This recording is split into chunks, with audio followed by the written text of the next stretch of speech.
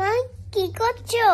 হুম মা কি করছো? এই যে আলমারিটা একটু ধুলো পড়ে গেছে তো আর কি, এই কাজটাও একটু মুছছি, আয়নাটা একটু এদিকে। তো এই আলমারিটা মুছছি কারণ এই আমি যেখানে থাকি সেখানে হচ্ছে সাইডে রাস্তা, তো তো প্রচুর ধুলো ওরে, ওই জন্য একটু মুছে রাখতে হয়। আর আর প্রচুর ধুলোও পড়ে গেছে, তো এই জায়গাটা একটু ভালো করে মুছছি। কেন বলো তো, এখানে আমার মামাম রোজ আসবে আর এরকম ভাবে হাত দেবে, আয়না দেখবে আর এরকম হাত দিয়ে দেখবে এই জায়গাটা একেবারে হয়ে গেছে, সাফ পড়ে গেছে। আর সাথে আলমারিটাও একটু মুছছে।